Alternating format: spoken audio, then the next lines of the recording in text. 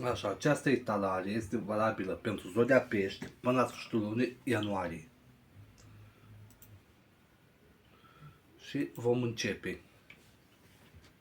Așa, la baza pachetului avem Arcana Majoră Lumea. Un final de capitol cu nou început.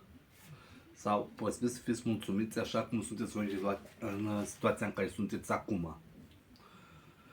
Și vine clarificată de cineva din Gemeni, Balanță, Vărsător sau chiar o intuiție care o veți avea, un adevăr, o claritate asupra unei situații, asupra unei decizii care o aveți de luat. Totodată văd că și vă balansați echilibrat în toate aspectele importante ale vieții, dar poate să fie și o perioadă cu suișuri și coborâșuri la voi.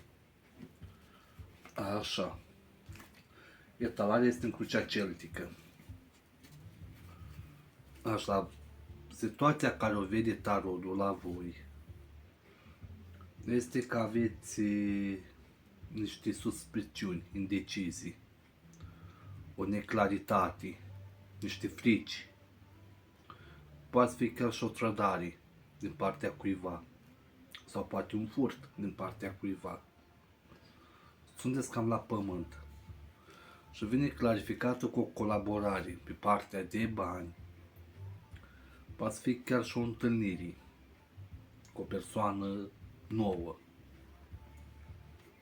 Sau mai exact ar fi o colaborare sau ceva ce veți începe voi împreună cu niște prieteni sau chiar și cu partenerul, trebuie să începeți ceva.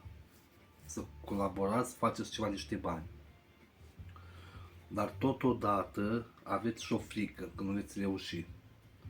Sau posibil să fie un abandon. Cu această colaborare să fiți și abandonați de unele persoane.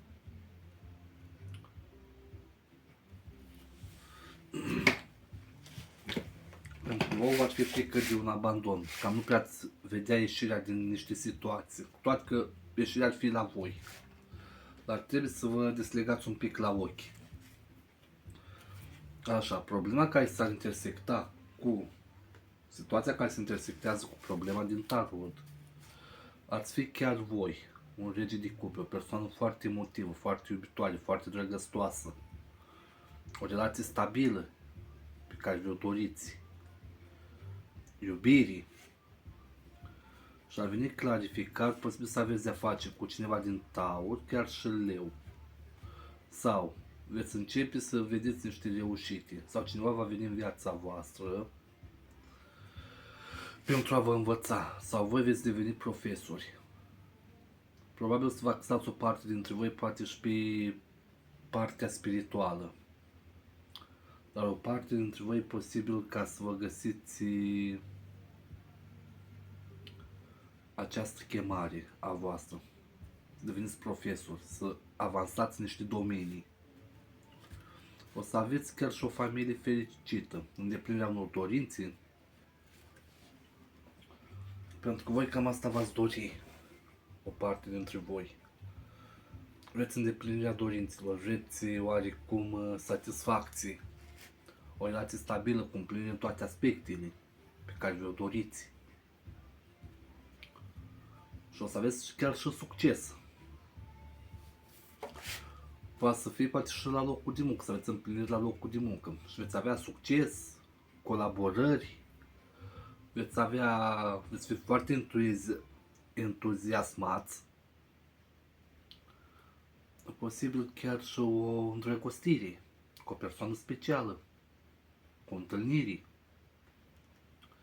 Dar totodată veți fi foarte populari, foarte sociabili. Pe partea voastră conștientă ar fi vorba de un final de capitol, de la o decizie, un final de capitol nou început. Cred că o parte dintre voi v-ați gândi și ați vrea să ajutați pe toată lumea.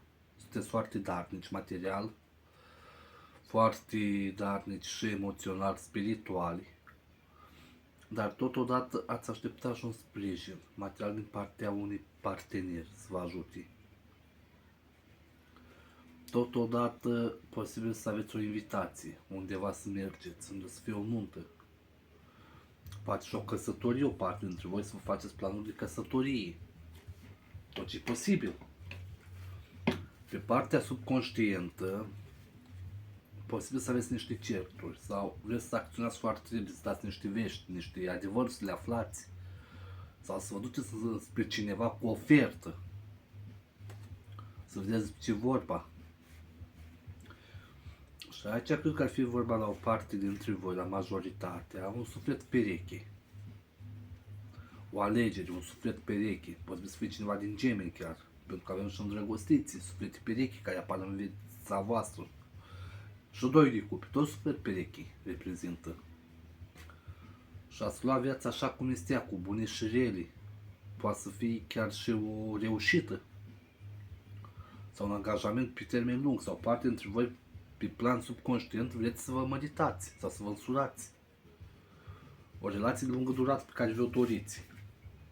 Ce a condus la problema voastră ar fi un echilibru sau cineva din săgetător. Ați fost un pic dezechilibrați.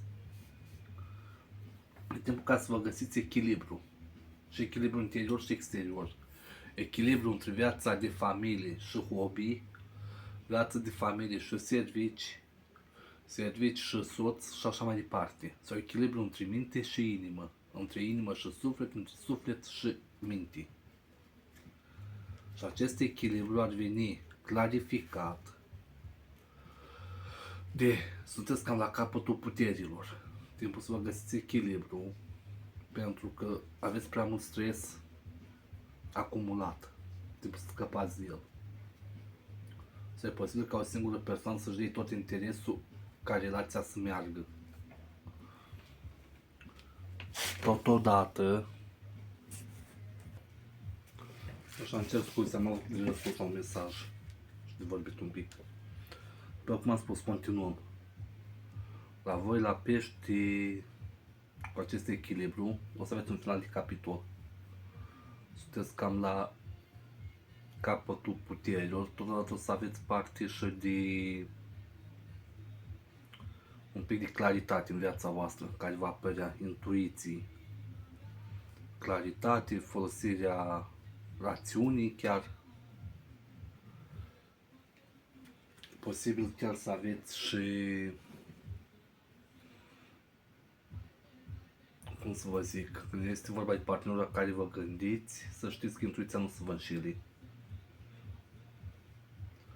Chiar și înțelepciune ar fi la voi. Așa, în viitorul apropiat, următoarele câteva zile, câteva săptămâni, așa o să aveți parte un pic de claritate.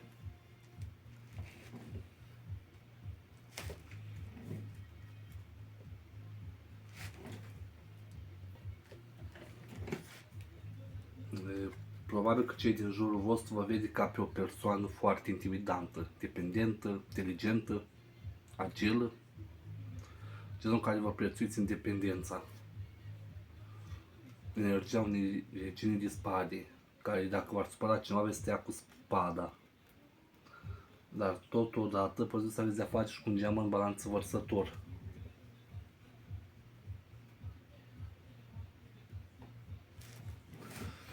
Doar că este posibil cu aceste clarificări la această carte ar fi niște certuri care ați mai avea, niște dispute de dus. Dar o să aveți puterea și curajul de a lua deciziile grele, de a merge mai departe, de a pune capăt unor situații conflictuale. Poate chiar și un nou început, de a începe ceva nou în toate domeniile. Iar dacă este posibil că acum să fiți un pic la pământ, totuși vă veți reveni. Cum credeți că vă veți rezolva problemele? Ar fi printr-un nou început de acțiune, de a acționa. Sau poate fi o nouă ofertă pasională la orizont să apară. Sau să fie nevoie de pasiune în relația de cuplu. Totodată la voi, mai văd aici și aia,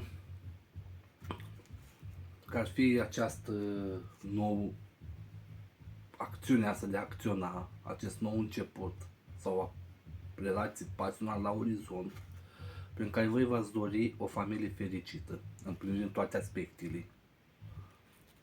Poate chiar și să vă întâlniți iubirea la o parte dintre voi care sunteți singuri. Dar ceilalți ați avea familie împlinită în toate aspectele, pe toate planurile, peste tot. Să fiți împliniți. Și aveți chiar energia unui rege de cupe, o persoană foarte iubitoare, foarte drăgăstoasă, foarte... care v-ar sta alături. Ați vrea să fiți alături în orice moment. Să ridicați persoanele de jos, dragi vouă. Totodată poate fi și o relație stabilă, bazată pe respect și iubire. Dar ca să se întâmple această treabă, este nevoie și de a acționa. Poate fi o nouă ofertă să apară. Sau cineva vă va da niște vești. Persoana drăgită poate să vă dea niște vești cu un nou început pe care le veți avea. Sau în final de capitol de un nou început, sau sunteți mulțumiți în relația actuală în care sunteți. Chiar dacă voi vă mai uitați încă la trecut și vă mai gândiți la ce ar fi putut să fie, e timpul să vă uitați o și în viitor. Pentru că și acum prezent în viitor mai este ceva. Cum cred ceilalți că se vor rezolva problemele voastre? Familie fericită, împlinită în toate aspectele.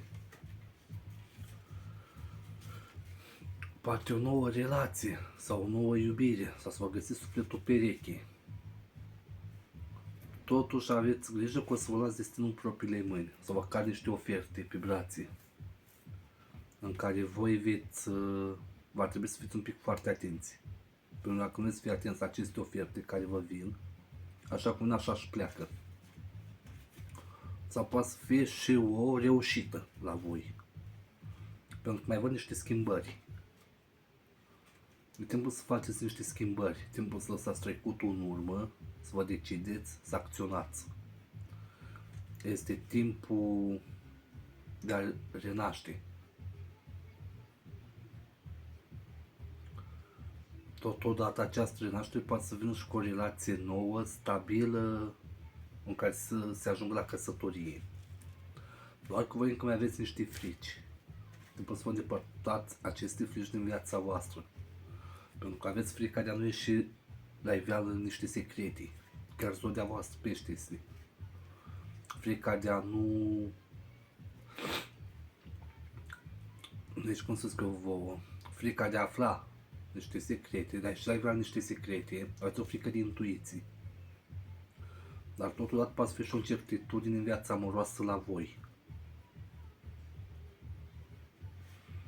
Dar totodată poate fi și aflarea unor adevăruri. Aveți oarecum o... cum să vă zic? Sunteți așa într-un dubiu, să faceți sau să nu faceți un pas. Vă este frică de a face un pas.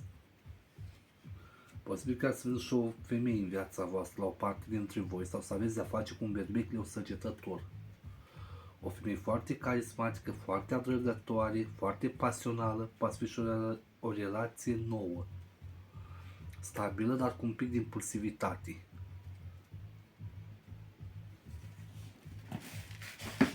Așa. Temerile și speranțele voastre ar fi folosirea rațiunii, adevărului, intuiție, înțelepciune. Veți fi frică că nu veți fi destul de înțelepți, dar totodată ați vrea să fiți foarte înțelepți pentru a lua o decizie. Atenție însă, dacă vă gândiți la o persoană anume, să știți că acea persoană la care vă gândiți, intuiția nu vă va înșela. Și vine clarificată prin așteptarea unor oferte, refuzați alte oferte, sau chiar dați la spate o persoană, o relație, nu vă mai interesează. Începeți să vă perfecționați în domeniile în care vreți. Posibil să fie nevoie de atenție și comunicare în relații, ca o singură persoană să-și dea interesul ca relația să meargă. Și totodată posibil ca la o parte dintre voi să aveți sentimente de adorare de partea partenerului, poate fi și o manifestare de abundență materială, spirituală, dar totodată poate fi și o posibilă sarcină la voi. Iar în viitorul mai îndepărtat, o să aveți de-a face posibil cu o femeie sau să fiți energia unei regine de bâtii. O femeie foarte atrăgătoare sau să fiți foarte atrăgători pentru cei din jur. Să fiți poate și foarte pasionali. Să fie vorba și despre o relație stabilă, cu un pic de acțiune și aventură, poate, sau un pic de spontaneitate prin viața de cuplu, pe acolo, pe la voi. Iar ca continuare, ca să zic așa, posibil să aveți de-a face cu o persoană din geameni în balanță vărsător, o persoană care o să vă dea niște vești, o să prins niște vești foarte repede, o să vină foarte despre voi cu niște vești. Totodată este o posibilitate la voi, la o parte dintre voi, de fapt, de o încredere, gratitudine, o culegere a roatelor muncii și stabilitate, chiar și lux. Poate fi și o relație stabilă. Pentru o parte dintre voi poate fi și o mutare împreună. Poate să apară o persoană din Taur, Fecioară, Capricorn. O persoană introspectivă, onestă și înțeleaptă, dar care nu prea are prea multă experiență de viață. Poate fi și o loialitate în relație. Sau să aveți mai multe opțiuni pe plan amoros. Iar de aici atinsă, cred că o să plecați în doi, să faceți o alegere în care veți face un drum cu succes, unde veți pleca în doi la acest drum. Dar totul va depinde de voi. Fiți cu mare băgare de seamă, fiți atenți la semne, vă pup și pentru o etalare mai detaliată ne auzim în privat. Această etalare este valabilă până la sfârșitul ianuarie.